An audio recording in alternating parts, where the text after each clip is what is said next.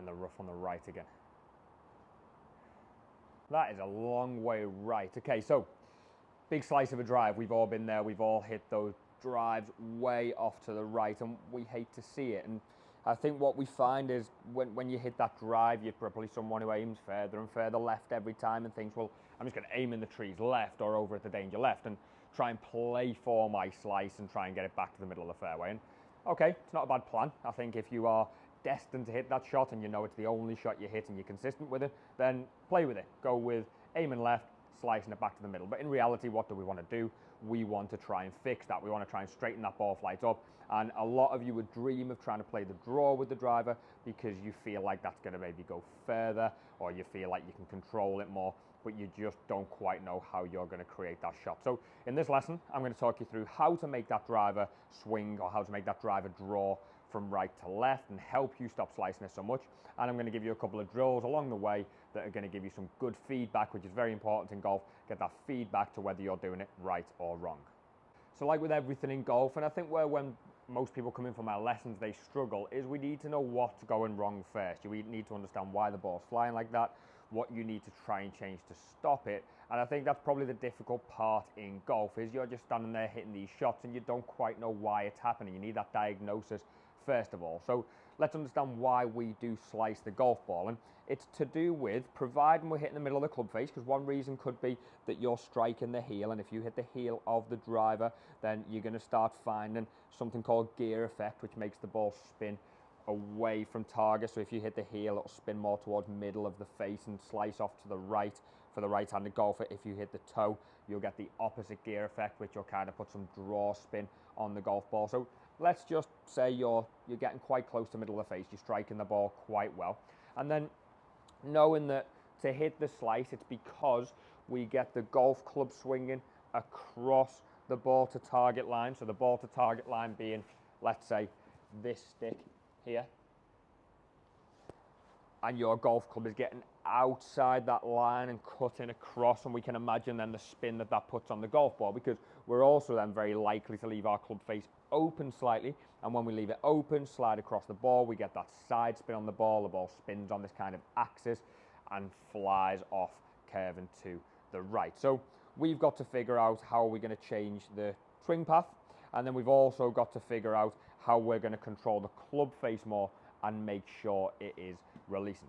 So let's talk about club face first. And I want you all to check your grip. Grip's very important when it comes to this, and the grip can really help you out in having the ability to turn the golf club. So if you're somebody who holds it maybe with the thumb straight down the middle of the club, and I do see this an awful lot, that thumb sits straight down the center, we would class that as a weak left hand, and ultimately that makes it difficult to rotate this club face there. My wrist doesn't feel like it's got a huge amount of mobility, start feeling like I've got to lean to get that club face to turn, or maybe use the elbow.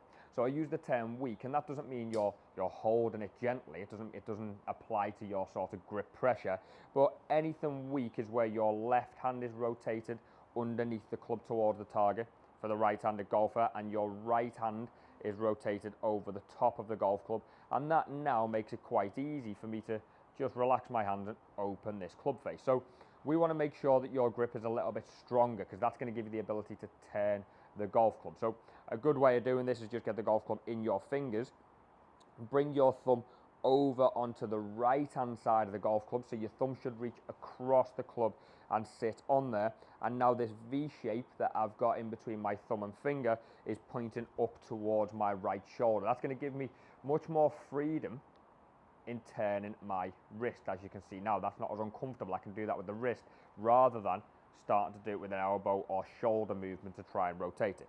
Now once that hand's in that position, in your fingers, V shape pointing towards that right shoulder, then we can place the right hand on, and again we can just let that sit a little bit more underneath the golf club, try not to get it too much on top of the golf club. So if you're somebody who's struggling to get the golf ball turning left or to get the club face closed, you might just want to set that right hand up where you can only see one knuckle instead of bringing it over the top where you can see two knuckles, and that's going to emphasize the ability to rotate the hands and give yourself a chance of squaring your club face up. Now let's talk about a few things that can help your swing path or your swing direction, because we've just figured out that we're going to be able to release this golf club a little bit more if we improve our grip. But I see so many people putting themselves in a position where they can only come over the top. They can only get outside that line. And then the natural thing anyway is to hold that club face off. You'll be very reluctant to release your hands from there. So we're going to talk through a couple of things. We're going to talk through ball position first. And bear with me, that ball's not on a tee, but I just want you to look from that angle first of all. And when we set up for a driver, we want that golf ball to be just inside of the left heel. But here's where we can make a big mistake with ball position. I see a lot of people setting that golf ball up more on their left toe or even just outside of their foot. And if you can see that white arc, that white curved line here, and there's another one there for you to see the down the line view, the later on in the swing my golf ball is, the more left my golf club is now traveling. So I'm giving it that sort of time to get to the center of the arc, turn the corner, and now it's already swinging left, so I'm at a disadvantage if I'm trying to hit that draw. So a lot of you might be putting that ball position a little bit too far forward. So let me show you now from that down the line view. And if I set up too far to the right, so I'm moving too far to you, and that ball position is now in line with my little toe on the left foot. Well, as I start to make that swing, even if I've got a good arc, I am in the center now, my club's starting to turn left, and the club path will be a few degrees to the left, which again is going to create the chance of that golf ball slicing out to the right. So what I want you to do instead with that ball position is, yes, I want it to be forward, but I want it to be just inside of the left heel. I don't want it to be sort of on the left heel, and I don't want it to be on that left toe or even outside the foot. Yes, that's going to help you hit up on the ball, but it's not going to help your direction. So you can give yourself a little bit of a gap just inside the left heel there with that yellow line point, and that's going to mean that your swing path now on its arc has got more of a chance of being square or maybe even from in to out, which is what we need for the draw. Okay, stick with me on this. We've got two more important tips. We've got one which is going to help you make a proper backswing, and then one which is very importantly going to give you feedback on the driving range or on the practice ground to help you decide or understand whether you're doing it right or doing it wrong. Okay, so let's talk about the backswing one. We see far too many people who start to make a backswing and they don't create any rotation. Now, if I just swing back here and the butt of my golf club ends up sort of above my toes, so if you think about a straight line that goes down from there, it will probably finish on the end of my laces, okay, so just over the toes. Now, from there, natural swing down is going to be to come over the top, get a little bit steep, get outside, start to maybe leave that club face open and hit that slice anyway. So we've got to make sure we make a proper turn in the backswing, and this can be very simple, okay, providing you've got a good posture, providing you've got a good setup. I want you to just change your grip slightly, and you're going to hold the golf club down the bottom of the grip. You're going to sort of go cack-handed for a minute, wrong way around, and from there what I want you to do is just start to turn your body away, and what you'll feel is the sensation that you don't want to just lift the arms because I get stuck there. My chest gets in the way of my left arm. I've got to rotate to get my chest out of the way so my left arm can keep swinging up, and you notice now the rotation there, the butt of that golf club is now more just behind my heel where it should be, okay?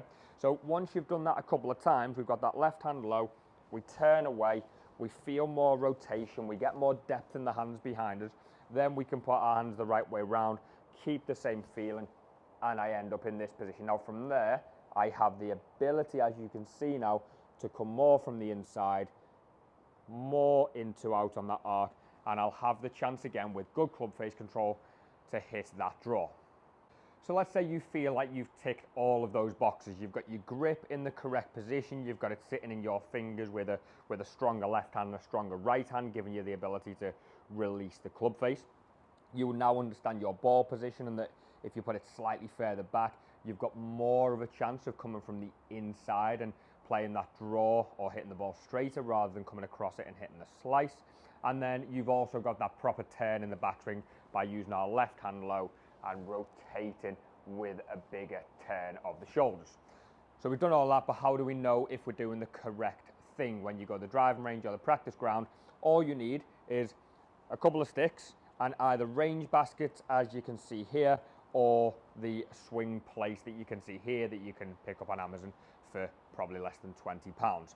They're really useful to just slot in your golf bag, and you can use these to put sticks behind you, put sticks across the floor for alignment, all sorts of benefits to them. So once we have these two sticks and we set ourselves up on the range, then we can start to swing through this gate that I have created. So how to set it up perfectly. What I want you to do is one stick behind you, sort of down the line, just outside the golf ball, and about 3/4 of a driver behind you there, okay? And then the other one, I want it to be level with your hip. So when I set up here, that's level with my hip, the bottom of the stick's just inside my feet. And again, the same 3/4 of a driver length out in front, okay? So from that setup then, you can see that I've created this gate, and I can now get the sensation, the feeling of swing in and back out, and I'm trying to swing through the gate on this angle rather than anything that's going to go more across towards that stick behind me and then towards this stick to the left of me as well. I want you to then make a few swings. Don't worry about a golf ball too soon. You don't need to rush into this. You want to get the feeling first. I've got that grip in my fingers. I'm swinging from in to out, from in to out, and I'm just making sure I get that feeling of rotating the hand through impact to make sure I get that draw shape.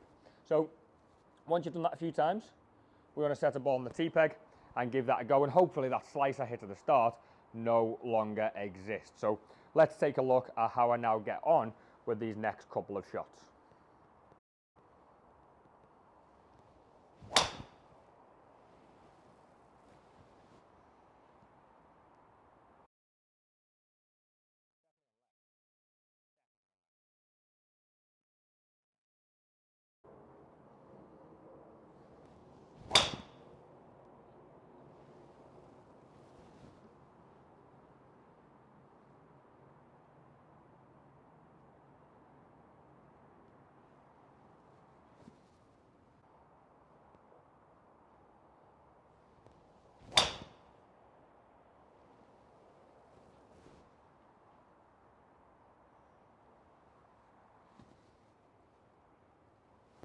So if we see there from those 3 golf shots, they're generally pretty good. There's no more of a slice happening.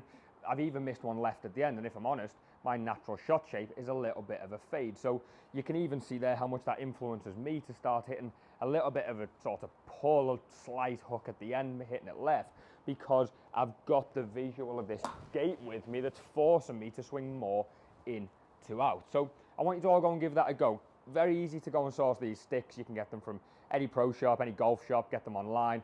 And again, just make sure you set yourself up with a good station to be able to get some feedback in your practice. And if you found this golf lesson beneficial, please do like and subscribe to the channel.